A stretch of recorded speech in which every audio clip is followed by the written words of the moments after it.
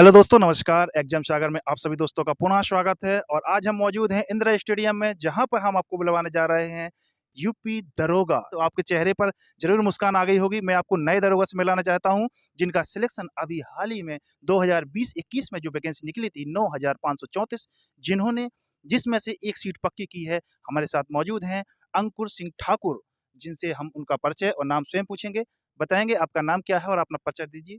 जी, मेरा नाम अंकुर सिंह है, मैं उन्नाव जिला के ग्राम माधोपुर का रहने वाला हूँ।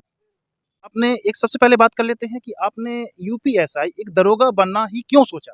क्योंकि मेरा बचपन से ये सपना था कि मेरी जैसाई में मैं पुलिस बने और बस पुलिस बनना मूवी में देख के अच्छा लगता था पुलिस बनना और जस्ट फिर मेरी हाइट के कारण से मेरी पर्सनालिटी भी सूट करता था, इसलिए हमने ट्राई किया और मेरा फाइनली यूपीएसआई में सिलेक्शन हो गया। अच्छा, इसका मतलब आपने फिर सिंघम रिटर्न और सिंघम 2 मतलब सिंघम से संबंधित सारी मूवी बिल्कुल देखी होंगी। जी, जी, बिल्कुल। बिल्कुल, तो देख पा रहे हैं सिंघम को देखते ही अपने शरीर में जो जुनून पैदा किया, जो इंस्पेक्टर बनने का, जो दरोगा बनने का, उन्होंने पहला कदम अपना मुकाम हासिल कर लिया है, जो सब इंस्पेक्टर, इस समय सब इंस्पेक्टर की जॉइनिंग पद का जो जॉइनिंग लेटर होता है, उसका इंतज़ार कर रहे हैं। अंकुर सिंह ठाकुर जी उन्नाव जिले से जो बिलॉन्ग करते हैं, माधोपुर गाँव के रहने वाले हैं। और सबसे पहले हम बात कर लेते हैं कि आपने शुरुआत की मतलब मान लीजिए जैसे कि नोटिफ़िकेशन आया, नोटिफ़िकेशन आपको पता चला कि नोटिफ़िकेशन आ गया यूपीएसआई का, तो आपने फॉर्म खुद भरा या फिर कैफ़े से भरवाया था? नहीं, मैंने फॉर्म कैफ़े से फिल कराया था। फॉर्म भरने के बाद आपको क्या फ़ीलिंग हो रही थी? कैसा लग रहा था कि ये मैं इसको क्वालीफ़ाई कर लूँगा? बस फॉर्म भरने के बाद मुझे ऐसा लगा कि इसके स्ट्रेटजी के अनुसार मुझे प्रिपरेशन करना चाहिए और उसके उसके अकॉर्डिंग मैंने प्रिपरेशन किया और मैंने सेल्फ स्टडी पे ज़्यादा फोकस किया और यूट्यूब पे कुछ गाइडेंस के रूप में हमने उसका प्रयोग किया है। मतलब यूट्यूब को आपने गाइडेंस के रूप में तो गाइडेंस आपने किसी कहीं पर कोचिंग की? नहीं, नहीं, मैंने सेल्फ स्टडी की है, कोचिंग नहीं की है। सेल्फ स्टडी की है? Self study. कोई आपने जो अभी इस समय जो नया मॉडर्न चल गया है, वो कहते हैं कि लाइब्रेरी जॉइन क्या आपने कोई लाइब्रेरी जॉइन की? नहीं, नहीं, मैं लाइब्रेरी नहीं जॉइन किया क्योंकि मेरा एग्ज़ाम लोअर पीसेस इससे पहले मैं प्री क्वालीफाई हो गया था। मैं मेरी मेंस की प्रिपरेशन चल रही थी और लोअर पीसेस मेंस के साथ-साथ ये यूपीएसआई का भी एग्ज़ाम था। तो हमने दो बोथ प्रिपरेशन सेल्फ स्टडी के रूप में किया हमने। तो आपने सेल्फ स्टडी में यूपीएसआई को क्रैक किया है, कहने का मतलब आपका यही जी। है?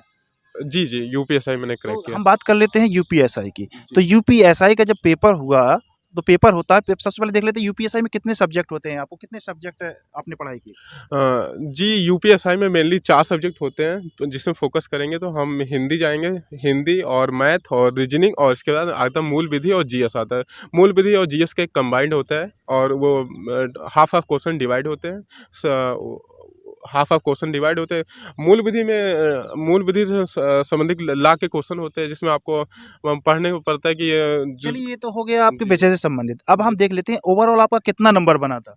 और आफ्टर नॉर्मलाइज़ेशन अ, जी, मेरा आफ्टर नॉर्मलाइज़ेशन नंबर बना है 319.667 मतलब मार्क। 319 पॉइंट कुछ आपका नंबर बना हुआ है। जी, तो ये आप किस कैटेगरी से बिलॉन्ग करते हैं? जी, मैं जनरल कैटेगरी से बिलॉन्ग जनरल करता हूँ। कैटेगरी तो जनरल कैटेगरी की जो जो कट ऑफ थी वो कितनी गई थी? जी सर, 316 कट ऑफ गई थी। 316 कट ऑफ गई थी मतलब आपके 319 नंबर बन रहे थे। इस प्रकार आपने जनरल में अपनी एक सीट पक्की की है। तो अब आप जॉइनिंग लेटर का इंतज़ार कर रहे हैं, तो आपको कैसा फ़ील हो रहा है? मतलब कि आप एक तरीके से आप दरोगा बन ही चुके हैं, तो कैसा लगता है आपको कि यहाँ तक पहुँचने के लिए आपने बा निश्चित ही जब कोई मुकाम हासिल करता है, तो कुछ न कुछ कठिनाइयों का सामना करना पड़ता है। वो बहुत सारी कठिनाई हो सकती हैं, तो इस आप ऐसी कौन-सी कठिनाइयाँ हैं जिनको आप अपने हमारे व्यूअर्स के सामने ज़ाहिर करना चाहोगे? जी सर, सबसे पहले ये दिक्कत आती है कि आप प्रिपरेशन करें, प्रिपरेशन करने में समझ में नहीं आता कि हम सही रूट में कर रहे हैं, नहीं कर रहे हैं। कभी-कभी बहुत से ऐसे ऑप्शन आते हैं जो डिमोटिवेट करते हैं। जैसे लाइफ में प्रॉब्लम्स तो लगी रहती हैं। बिल्कुल, बिल्कुल। तो कभी फैमिली प्रॉब्लम, कभी और आप जैसा ही जानते हो पैसे की प्रॉब्लम आती है और आफ्टर आफ्टर सिलेक्शन मुझे अच्छा लग रहा है और जनरली सभी को सिलेक्शन के बाद तो अच्छा ही लगता ही है। जैसे कि हम बात कर लें कि अभी जो 2023 और 22-23 के बाद 23-24 में कोई वैकेंसी आने वाली है। जैसे कि यूट्यूब पे हमने देखा है कि कोई न्यू वैकेंसी आने वाली है, तो हमारे जो नए भाई हैं, जो नए दरोगा बनना चाहते हैं, जो नया जुनून है, जिनका खौलता हुआ खून, नया जुनून एकदम 2 स्टार कंधे पर सजाने का जो सपना है, जो नए बच्चे हैं, बच्चे नहीं कहेंगे, जो नए हमारे दोस्त हैं, उनको क्या करना चाहिए? किस तरीके से तैयारी करनी चाहिए? कौन-सा यूट्यूब चैनल उनको ज़्यादा सपोर्ट कर सकता है? उनको क्या करना चाहिए? उनके लिए क्या स्ट्रैटेजी हो सकती है? जनरली हम यूट्यूब के चैनल की बात करेंगे तो YouTube channel as a guidance के यूज कर सकते हैं। मतलब यूट्यूब चैनल तो आप कोई एक प्रॉपर यूट्यूब चैनल तो हम नहीं कह सकते, लेकिन अब हम ये ज़्यादा कह सकते हैं जितने भी यूपीएसआई जो भाई सेलेक्ट हो रहे हैं वो अपना वो छोटे भाइयों के लिए अगर अपना चैनल बना रहे हैं उसमें ज़्यादा मोटिवेट करते हैं। मोटिवेट के लिए जो आपको रियल और रियल सजेशन देंगे, ना कि वो चैनल की बात कर रहे हैं जो सिर्फ कंटेंट देते हैं, वो क्वालिटी पे मैटर नहीं करते हैं। उनको लगता है कि मतलब बस उनको अदर चीज़ों से मतलब होता है, उनको सिलेक्शन सेकंड मैटर होता है, उनका अदर आप जैसा भी जानते ही हो। इस वजह से आप उन्हीं चैनलों का यूज़ कीजिए जो आपको आपको सच्ची में आपको सही लगे। ये आपको सही जानकारी दे सकता है, सही गाइडेंस दे सकता है, और उसके चैनल को आप हमेशा ये कह रहा हूँ मैं, उनको गाइडेंस के तौर पे ही प्रयोग करें। सेल्फ सेल्फ प्रिपरेशन पे ज़्यादा ध्यान दीजिए। जब आप सेल्फ प्रिपरेशन की बात कर ही रहे हैं तो मुझे ज़रा ये बताएँगे कि सेल्फ प्रिपरेशन में ऐसी कौन-सी बुक्स यूज़ करें, जिससे कि मान के चलिए आपने जो बताया है कि यूपीएसआई यदि आप क्रैक करना चाहते हैं उसमें 4 सब्जेक्ट होते हैं। नॉर्मली 4 पोर्शन होते हैं, सब्जेक्ट्स बहुत सारे होते हैं। सबसे पहले हम यदि बात कर लेते हैं मैथ, तो मैथ के लिए कौन-सी बुक बच्चे ले सकते हैं, नए बच्चे हैं जो यूपीएससी मैथ के लिए जनरली आप आर एस अग्रवाल और एस डी यादव एक आती है, उसको ही फॉलो करो। अदर आप क्योंकि यूपीएसआई का पैटर्न ही आर एस अग्रवाल पे डिपेंड रहता है, तो जनरली पहले आर एस अग्रवाल फिनिश कीजिए। उसके बाद आप पेपर जैसे पास में है तो आप उसको मॉक टेस्ट का यूज कीजिए। मॉक टेस्ट ही सिलेक्शन का एक महत्वपूर्ण हिस्सा है लाइफ में। चलिए बात कर लिए हमने इस मैथ की। इसके बाद हम यदि बात करें हिंदी सब्जेक्ट जो हमारा होता है, 40 क्वेश्चन आते हैं, 40 नंबर जो 1 क्वेश्चन 2.5 नंबर का होता है, इस तरीके से 100 नंबर के 40 क्वेश्चन हिंदी के होते हैं। तो हिंदी के लिए कौन-सी बुक प्रेफ़र करना चाहेंगे आप? हिंदी के लिए मार्केट में जनरली बहुत सी बुक अवेलेबल है, मगर लेकिन मैं तो आपको सजेस्ट करना चाहूँ लूसेंट या आदित्य प्रकाशन को ही फॉलो कीजिए, क्योंकि इसी में आपको करीब काफ़ी क्वेश्चंस आपको डायरेक्ट पेपर में देखने को मिलते अच्छा, हैं। अब बात कर लेते हैं हम रीज़निंग की। तो रीज़निंग के लिए कोई कॉमन बुक? रीजनिंग के लिए तो आप लूसेंट एक नॉन वर्बल और वर्बल की आती है लूसेंट की, और एक अच्छा। आर के झा की आती है रीजनिंग के लिए। आप उन्हीं रीजनिंग का फॉलो कीजिए। मतलब ये सारी किताबें लें और आप सेल्फ स्टडी करें, और जहाँ तक भाई का कहना है कि आप यूट्यूब को एज़ अ ऑप्शनल देख सकते हैं और एज़ अ गाइडेंस, मतलब गाइड करने के लिए किस तरीके से आपको क्या करना है, इस तरीके से आप यूट्यूब को ले सकते हैं और तैयारी आप सेल्फ स्टडी करें, ये सारी बुक्स आप ले सकते हैं। इसके बाद हम बात कर लेते हैं आपने रनिंग की होगी, रनिंग की तैयारी आपने कहाँ पर की?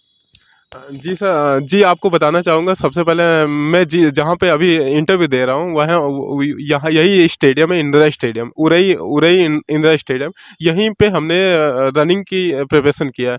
ये मेरा एग्ज़ाम हुआ था 15 नवंबर के बाद। मैंने 1 दिसंबर से रनिंग स्टार्ट कर दी थी, और करीब 2 मंथ लगे मुझे रनिंग प्रिपरेशन करने में, और ये आप देख सकते हैं। रनिंग रनिंग आपने यहाँ पर की है, जी। तो रनिंग में भी आपको काफ़ी प्रॉब्लम्स का सामना करना पड़ा होगा, घुटनों का दर्द और इसके अलावा आपको बहुत सारी प्रॉब्लम्स होती है, तो उसमें आपको डिमोटिवेट नहीं हुए? कभी-कभी तो लगता था, लेकिन अब यहाँ पे कुछ दोस्तों और कुछ गुरु का हमेशा उनसे हमें बेनिफिट मिला है। वो ऑलवेज सजेशन देते रहे कि समय-समय कैसे आप कौन सी एक्सरसाइज करने से आपको रनिंग पे। तो हम बात कर लेते हैं जैसे कि यूपीएसआई हो गया। इस यूपीएसआई में 5 किलोमीटर की रनिंग आपको 28 मिनट के अंदर करनी होती है। इसके अलावा अभी जो हमारे भाई एसएससी जीडी की रनिंग के लिए तैयारी कर रहे हैं, कुछ भाई ग्रुप डी रेलवे का जो रिजल्ट आने ही वाला है 24 तारीख को, उसकी तैयारी कर रहे हैं। तो उनकी आप क्या कहना चाहेंगे कि एक तरीके से जो रनिंग है वो क्या है, मेंटली है या शारीरिक है? क्या कहना चाहेंगे उनको? 2 शब्द ज़रूर कहें।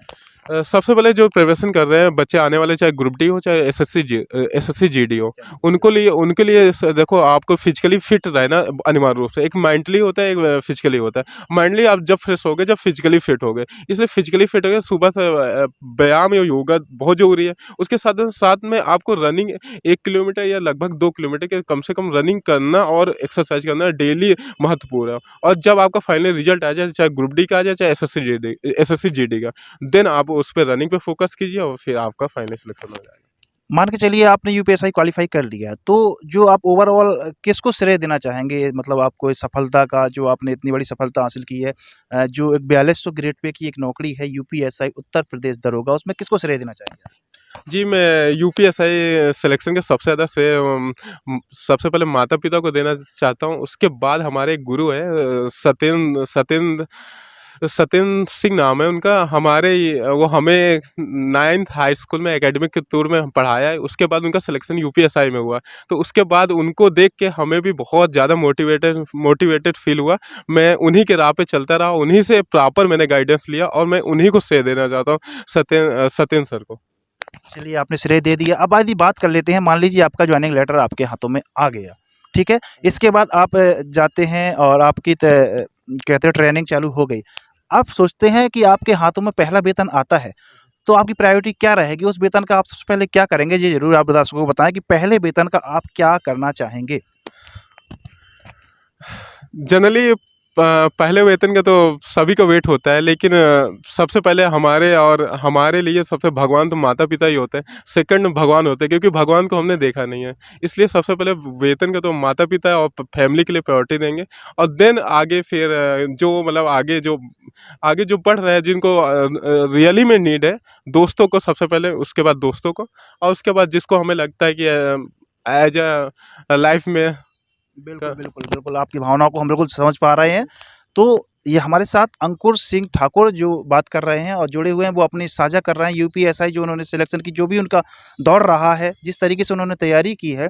कभी-कभी क्या होता है, चलो हम बात कर लेते हैं इस बात पर भी कि अधिकतर लोग तैयारी करते-करते, लोग क्या, हमारे जैसे दोस्त वगैरह जो भी हैं, छोटे हैं, बड़े हैं, तैयारी करते-करते डिमोनेटाइज़ हो जाते हैं, हताश हो जाते हैं, लगने लगता है यार पढ़ाई बंद कर दें।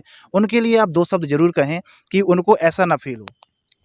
सबसे पहले मैं आपको कहना चाहता हूँ, आप जब प्रिपरेशन करते हैं तो आप 1-2 एग्ज़ाम देते हैं, तो उसमें कभी-कभी हो सकता है कि आपके नंबर बहुत से ही कम आए, और आपको डिमोटिवेट करने के लिए बहुत से ऐसे लोग तो मिलते हैं जो आपको डिमोटिवेट भी करते हैं और मोटिवेट भी करते हैं। आप उनसे बच के रहिए जो डिमोटिवेट करते हैं कि आपका सिलेक्शन नहीं होगा, अरे आप इतने नंबर आ रहे हैं, लोग आपका सिलेक्शन लेके बैठेंगे। बिल्कुल ना, उनसे मत घबराइए, और प्रिपरेशन कभी भी किसी हाल में मत छोड़िए। आपके पास किसी भी समस्या आए, आप पार्ट टाइम में कोचिंग भी कर सकते हैं, लेकिन पढ़ाई आप लगे रहिए। जब तक आपकी एज है, जब तक आप प्रॉपर पढ़ाई बिल्कुल ना छोड़िए। एग्ज़ाम देते रहिए, 1-2 एग्ज़ाम पे आप निराश मत होइए, और आपका फाइनली आप सभी का आने वाले भविष्य के जो भावी दरोगा होंगे, और एसएससी, जीडी और अदर रेलवे में जाने वाले, और सबका प्रॉपर सिलेक्शन होगा, और बाकी हम लोग समय-समय पे आपको गाइड करते रहेंगे। तो अंकुर सिंह जी, आपसे बात करके बहुत अच्छा लगा। निश्चित ही हमारे दोस्तों को भी बहुत अच्छा लगा होगा, क्योंकि जिस तरीके से उन्होंने अपने एक्सपीरियंस को साझा किया है, निश्चित ही काबिल-ए-तारीफ़ है। और हर किसी को एक मुकाम तक पहुँचने के लिए संघर्ष का सामना करना पड़ता है। तो दोस्तों, यदि आप भी एक सरकारी जॉब के अलावा एक अच्छा मुकाम हासिल करना चाहते हैं, तो कठिनाइयाँ आपके सामने ज़रूर आएँगी, और आप फ़ोकस करते रहिए कठिनाइयों का और मुस्कुरा के सामना करिएगा। और हो सके तो ये अच्छा लगा हमारा इंटरव्यू, तो हमारे चैनल को सब्सक्राइब कर लीजिए, लाइक कर लीजिए। थैंक यू सो मच हमारे साथ जुड़ने के लिए। आपका बहुत-बहुत शुक्रिया।